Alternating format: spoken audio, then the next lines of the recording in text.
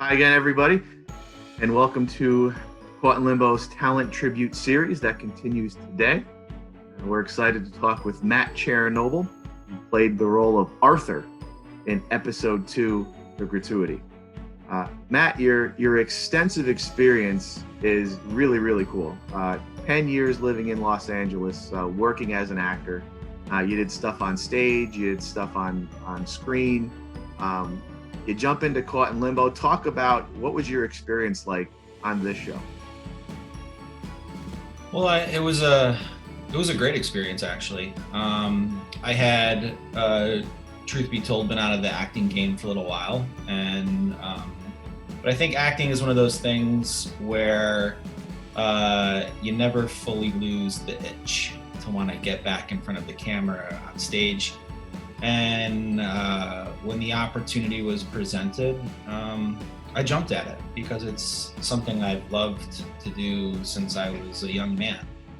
And the experience was fantastic. There's nothing quite like meeting and rehearsing with a group of individuals who really are dedicated to putting forth their best effort and seeing a piece come to life, and that's always exciting. The cast was great to work with. Obviously, you, Steve, in what your vision is for the project, was a breath of fresh air, and it was actually quite fun to be a part of. And so you play Arthur, which we were just talking before we started the recording.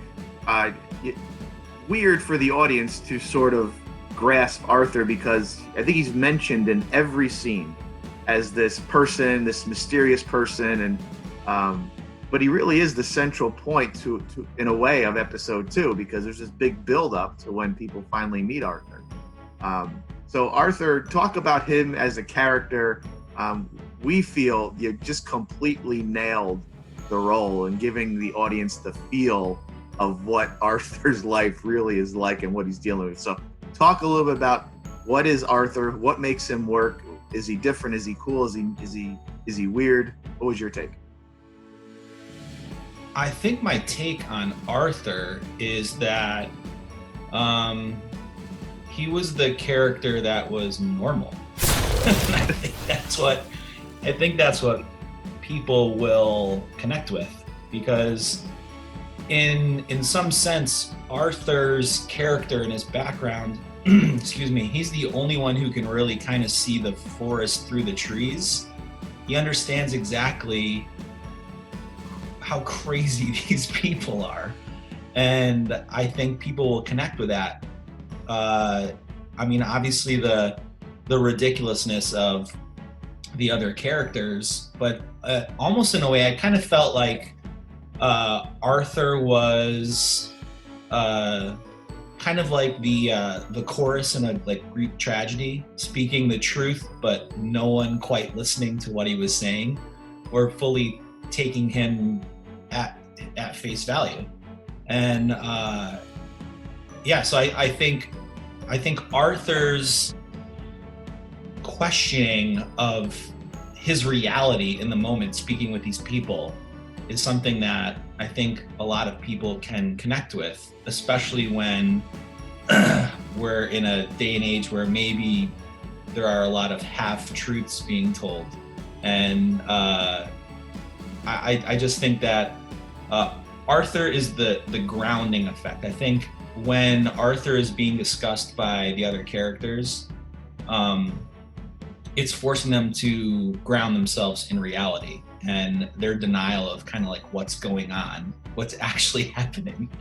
So, and the whole confrontational scene within the restaurant at the end, I think just brings that to a climax where the craziness of how these people behave with each other, and the ridiculous nature of the relationship, I think is brought to full light through Arthur's questioning of is this real? Is this real? Are these people really real? And they are, and these people are real. And so I think it's the levity that Arthur brings that the audience is gonna connect with.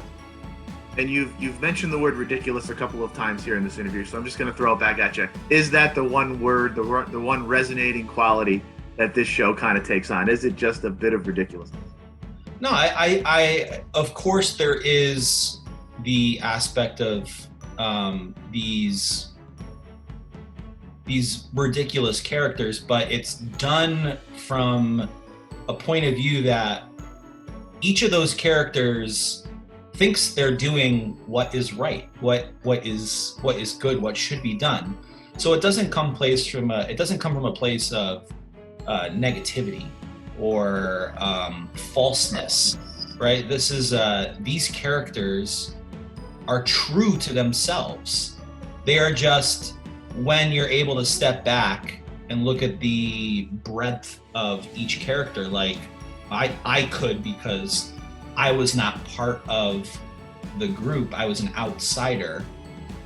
It's easier for a character like Arthur, to question what's going on and try to understand why each of these characters, being true to themselves, are able to function in any way, shape, or form. But I think to Arthur it's ridiculous, but I think what the audience will gain from it is that these people they're not bad people. They just truly believe that they are who they are, and that's how they function within this world that you've created. And that's also something that audience members will be able to connect with. Matt, born and raised, you were in Watertown, Connecticut. We already mentioned you lived in LA for 10 years. So I just have to tell you, as we wrap up our discussion here, that the LA rumor mills are still moving pretty feverishly with your name attached to it. So apparently it was said by you, may or may not, we'll confirm it here, a long time ago, that if you ever were going to a premiere at a theater, that most people, obviously most of the actors or actresses take limos and stuff in LA. You've claimed that you would be taking, not that, maybe I think it was a horse, that you're going to take a horse to the premiere. So we do have a premiere scheduled June 4th, 6 p.m. at the Spectrum Theater in Albany, New York, for the release of episode 2, The Gratuity. Any truth to that rumor, Matt? Will you be rolling up to the Spectrum in a horse, or is that kind of is that locked away in a vault somewhere, that rumor? I will try my absolute best to appear at the premiere of The Gratuity, episode 2, caught in Limbo, riding a horse. That is a fact. It has been a dream of mine, because I'm an environmentalist and I don't want to add to my carbon footprint. So I just always thought it would be the coolest thing to ride a horse to a premiere. So that is true.